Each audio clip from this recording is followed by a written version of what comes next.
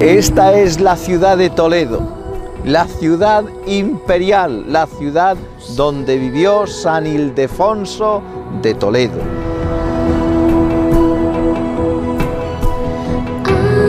Santos, santos y santidad, eso es lo que hay en esta ciudad.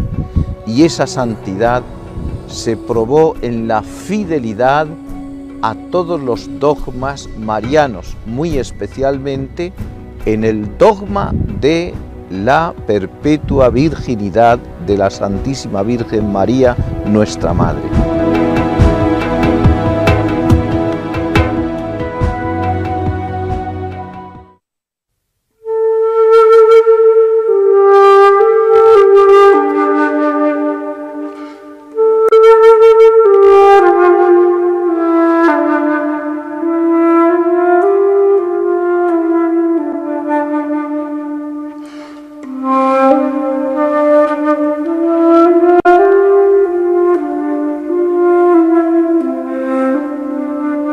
La Iglesia desde sus comienzos ha reconocido siempre el papel de la Virgen unida a su Hijo Jesucristo y movida por el Espíritu Santo ha ido penetrando en esas verdades de fe que hoy son los dogmas marianos. Entre estos dogmas el que estamos tratando en este programa es el dogma de la virginidad de María y vamos a tratar de aclarar brevemente cuáles son los fundamentos de este dogma, tanto en la Escritura como en la tradición.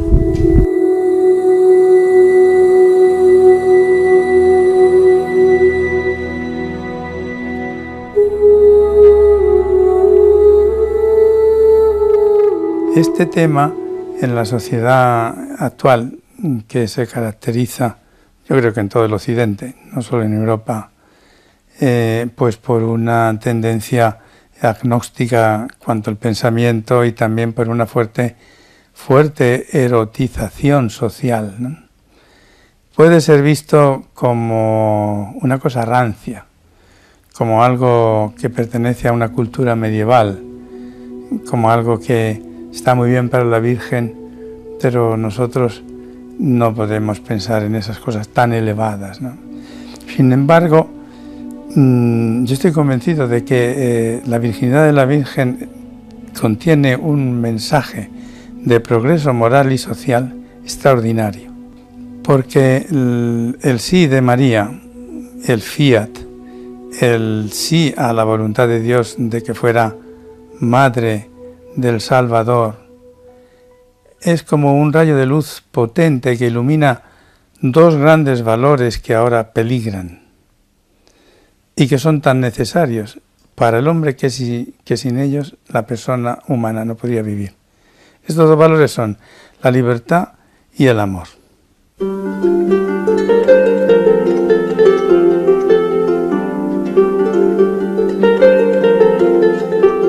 San Ildefonso de Toledo nació en el 617 en esta ciudad de Toledo y murió en el año 667, el 23 de enero.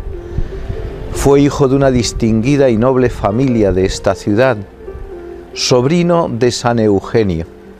Fue llamado por Lope de Vega el capellán de la Virgen, sin duda alguna por ser enemigo de los que combatían la perpetua virginidad de María entró en un monasterio que había aquí cerca, en los alrededores de esta ciudad, el monasterio de Agali, dedicado a los santos Cosme y Damián.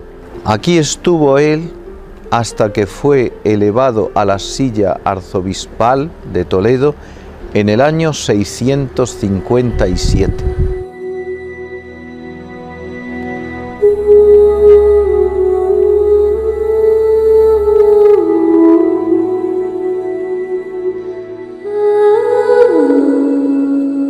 Estamos en la iglesia de los Padres Jesuitas de Toledo, construida sobre la casa de San Ildefonso de Toledo.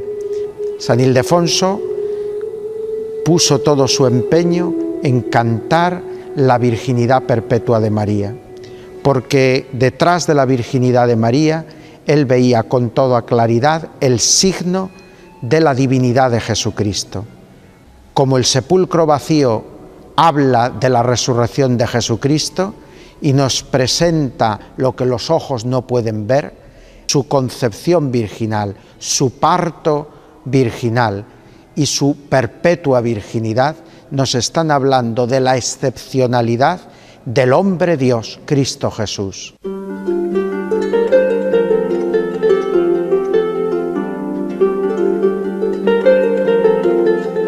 Algunos han tratado de poner en duda la historicidad, la realidad histórica de los textos evangélicos que fundamentan la concepción virginal de Jesús, los así llamados evangelios de la infancia, tanto el Evangelio de San Lucas, sobre todo el capítulo primero, en concreto el texto de Lucas 1, 34, 35, y también en el Evangelio de San Mateo, Mateo 1, 19. En estos pasajes se refleja claramente la concepción virginal. Los evangelios de San Lucas y San Mateo fueron escritos alrededor de los años 70-80 de nuestra era. Normalmente existían unas tradiciones orales donde la primitiva comunidad cristiana iba pasando de unos a otros, de viva voz, los relatos referentes a la vida del Señor. Es lógico que desde el comienzo los primeros cristianos quisieran conocer y saber cómo había sido el origen terreno de Jesús. De ahí que los testigos que habían vivido esos acontecimientos, al ser interrogados, refirieran cómo habían acontecido.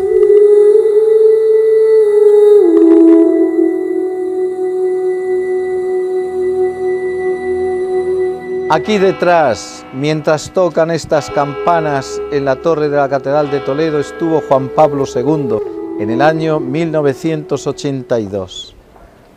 Ahí visitó también y veneró la capillita donde la Virgen Santísima trajo la casulla a San Ildefonso. El mismo Juan Pablo II, el día 24 de mayo de 1992, dijo que la Virgen Santísima concibió virginalmente, por obra y gracia del Espíritu Santo, a su Hijo Jesucristo, permaneciendo virgen en ese acto de la concepción, que le dio nacimiento también virginalmente. Y tercero, dijo que la Virgen Santísima, una vez que le dio a luz a Jesucristo, unido a su esposo San José, se dedicaron los dos a cumplir y vivir virginalmente la misión que le había dado el Padre Eterno.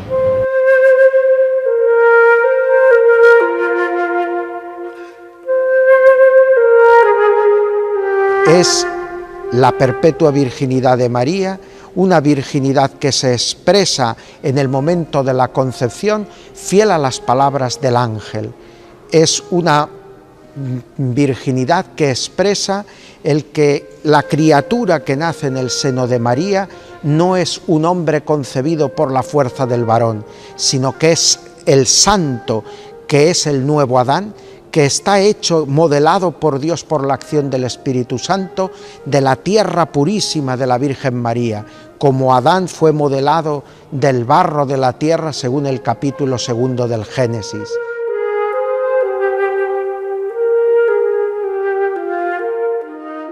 San Mateo recoge esta lista casi interminable de nombres donde siempre la forma de razonar es la misma. Él quiere probar la descendencia davídica de Jesús, y siempre habla, pues por ejemplo, David de Betsabé engendró a Salomón. Es un hombre, un varón, que de una mujer engendra a otro varón. Pero al final tiene que concluir diciendo que Jacob engendró a José, el esposo de María, de la cual nació Jesús llamado Cristo.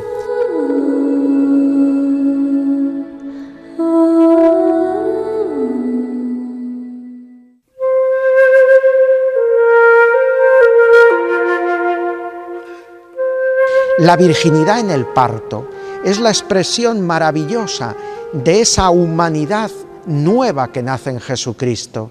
Podríamos decir que el parto virginal, tal y como lo presenta San Ildefonso, cuando habla de esa imagen del rayo de luz que atraviesa el cristal sin dejar en él merma ni mancha, está hablando sencillamente de esa humanidad que se mostrará en la transfiguración y que aparecerá con todo su resplandor y permanencia ya definitiva en la resurrección de Jesucristo.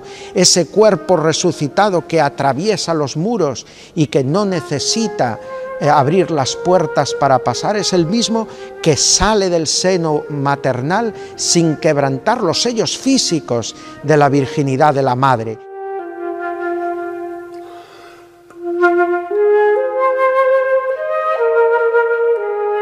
De San Juan, en concreto en capítulo 1, versículo 13, hay también un texto que según algunos autores, como Iñás de la Poterí, están referidos al parto virginal. En una de las traducciones, que está presente en algunos códices, dice: el cual no de las sangres, sino de Dios fue engendrado. Esta forma de hablar no de las sangres está basándose en dos textos del Antiguo Testamento, del Levítico y otro de Ezequiel, donde se habla de el derramamiento de sangre por parte de la mujer en el momento del parto. Vendría a ser para ella una forma de contaminación o de impureza. Impureza legal, se entiende claramente. En este sentido, el parto de Jesús ha sido un parto virginal, un parto sin derramamiento de sangre, no de las sangres, sino de Dios fue engendrado. Una lectura parecida hace también del versículo 35 del capítulo 1 de San Lucas, cuando dice: el santo, lo santo que nacerá, se llamará Hijo de Dios. Esta forma de hablar se estaría refiriendo también a un parto virginal, es un nacimiento santo donde no hay esta impureza legal del derramamiento de sangre.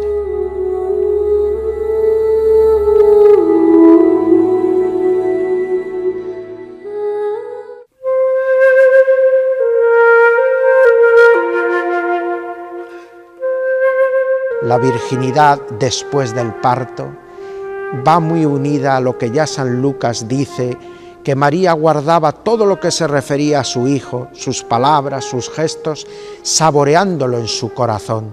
Pues igual que guardó esas escenas entrañables de la infancia de Jesús, guardó la más fuerte de sus experiencias, la de su propia concepción virginal, la de su propio parto virginal.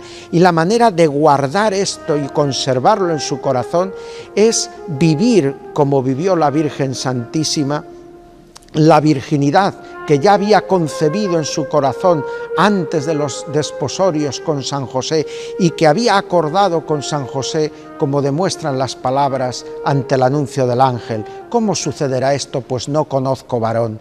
Ese propósito se vio reforzado por la experiencia sin igual de la concepción virginal y del parto virginal, e hizo que María custodiara de manera delicadísima su virginidad a lo largo de toda la vida, hasta el momento mismo en que pudo gozar con su Hijo de la alegría del cielo.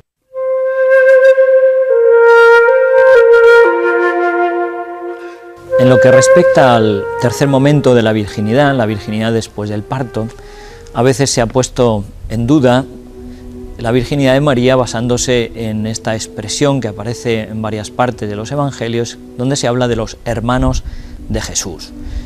Creo que no es necesario explicar, porque es universalmente aceptado, cómo esta expresión, hermanos, tiene el sentido de una parentela en sentido amplio. es decir, referido a los primos o familia más lejana. Y hay que señalar que nunca se habla de estos nombres que aparecen nombrados como hermanos de Jesús, nunca se dice de ellos directamente que sean hijos de María.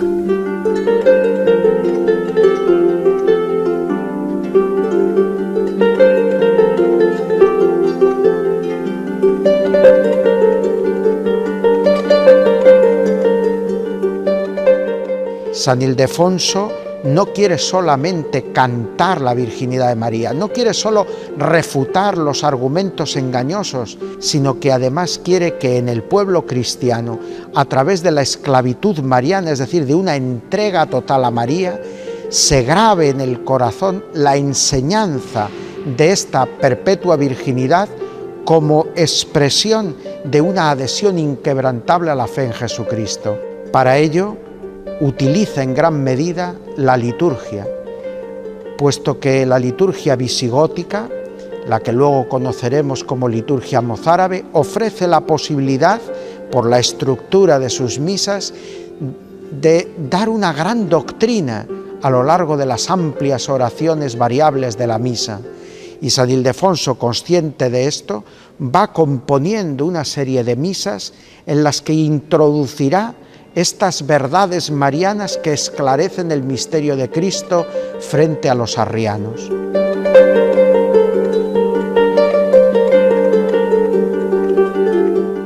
Esta liturgia se llamó mozárabe porque cuando vino la invasión musulmana, muchos de los cristianos quedaron dentro de las tierras invadidas y entonces siguieron haciendo esta misma liturgia, la que ellos conocían ya de la época de los visigodos.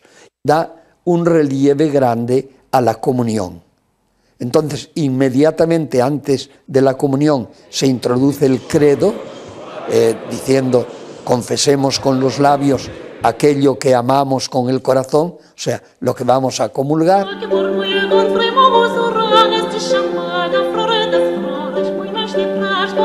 El día 18 de diciembre tiene una fiesta que se dice que fue establecida por San Ildefonso, que fue también compuesta por San Ildefonso para el misal, y que es la expectación del parto de la Virgen, que se introdujo después en los misales romanos. Y esta es la fiesta mariana principal de todo el misal mozárabe.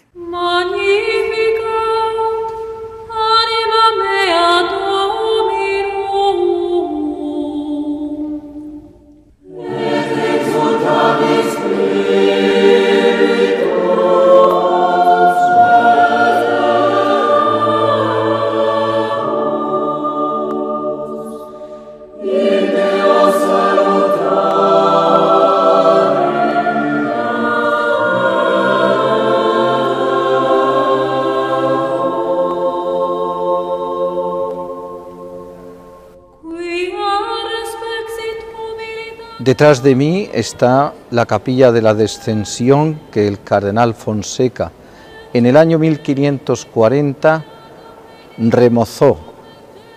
Todo esto es obra suya, final. ¿Por qué en la iglesia espléndida, iglesia catedral primada de Toledo, se venera de este modo y se significa de este modo este lugar? Porque aquí, en este sitio, la Virgen Santísima bajó de los cielos para dar como premio a la defensa que hizo San Ildefonso de Toledo de su perpetua virginidad, una casulla.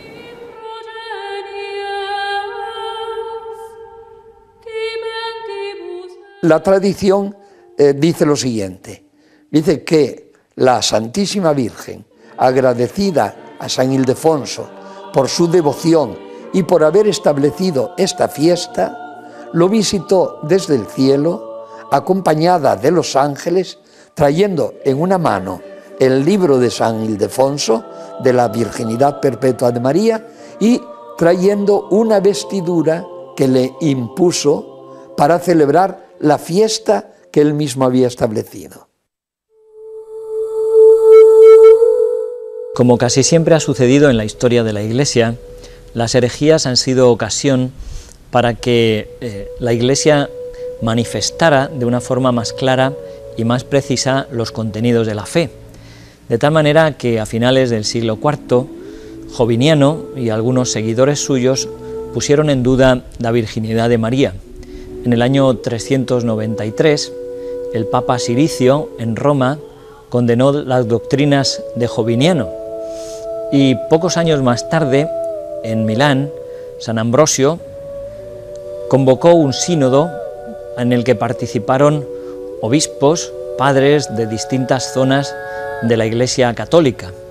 En ellos, en este sínodo, se reafirmaron las condenas del Papa Siricio y de esta forma se vino a manifestar claramente cómo la interpretación de esa parte del credo, y se encarnó de María la Virgen por obra del Espíritu Santo, tenía que ser entendida también en un sentido físico, incluyendo la virginidad de María. La Virgen, en el acto suyo de donación a Dios, está poniendo en juego una forma de amar, da su cuerpo, porque lo pone a disposición del Espíritu Santo, pero da la totalidad de su vida, la totalidad de su ser, con una plenitud absoluta. Se pone sin condiciones en los brazos de Dios para cumplir su voluntad hasta el último momento, hasta estar ofreciendo a su Hijo al pie de la cruz. Y entonces es cuando recibe, ahí tienes a tu Hijo, recibe toda una humanidad. ¿Qué está sucediendo? Que a la virginidad de Cristo, que muere dando la vida por su esposa, que es la Iglesia, que es la humanidad, el pueblo de Dios en camino hacia el fin de los tiempos, se empareja la virginidad de la Virgen, que siendo corredentora hace total donación de su vida a esa humanidad de la que va a ser madre, pasa a ser madre nuestra.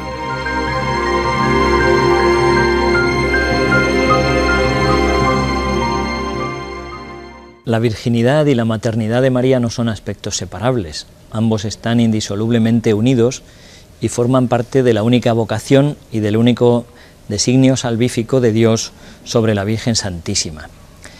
La integridad corporal de María es también un signo de la llamada a la gloria que tiene el cuerpo humano. El Verbo se ha hecho carne y el cuerpo humano está también destinado a la gloria, y de alguna manera María, preservada del pecado, comienza a vivir su integridad corporal, que es un anuncio de lo que será después su asunción en cuerpo y alma a los cielos.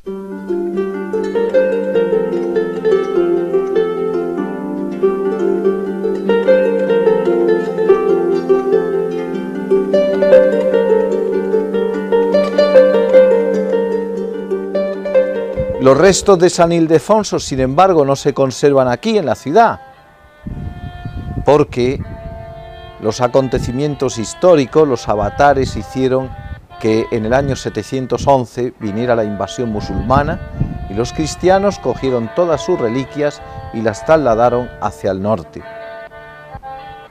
Y fueron descubiertas en el año 1260 en la ciudad de Zamora, al norte, más al norte, en España, junto con los restos de San Atilano, el primer obispo de la ciudad de Zamora.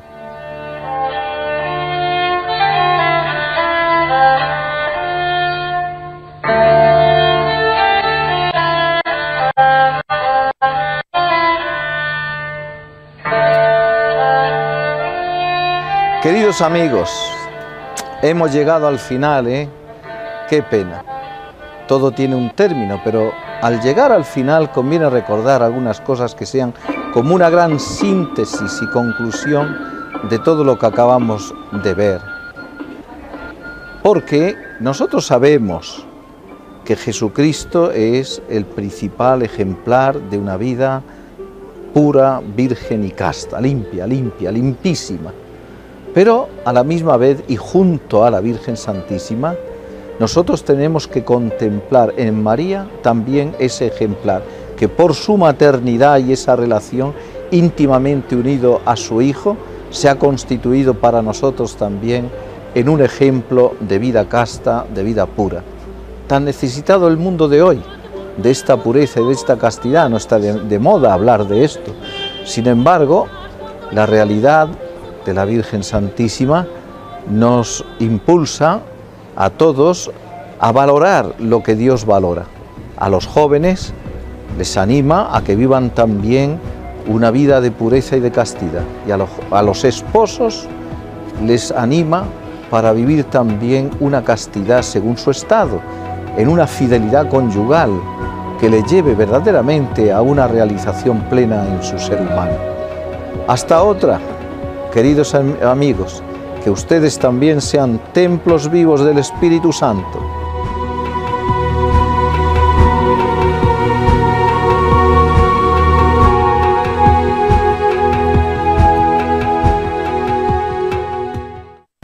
Qué magnífico sería que todos, toda la Iglesia universal, desde la cabeza hasta el último de los miembros, desde el Papa hasta el último de los fieles, pudiéramos tener la inmensa gracia de celebrar una fiesta que conmemorase la perpetua virginidad de María, el único dogma mariano que aún no la tiene. Sería pedir mucho, ¿a que no?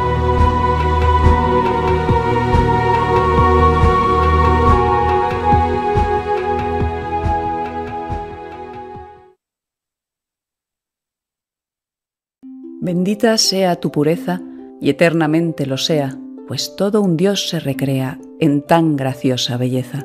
A ti, celestial princesa, Virgen Sagrada María, te ofrezco en este día alma, vida y corazón.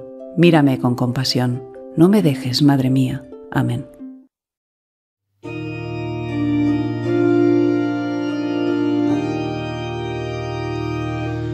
Tu nombre sagrado, Señor, invocamos, en tu santo templo, casa de oración, para darte gracias, Jesús Redentor.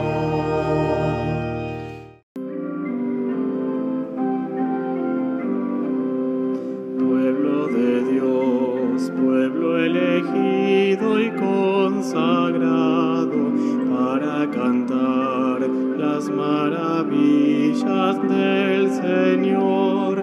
Glorifiquemos a nuestro Dios y celebremos su gran amor. Aleluya.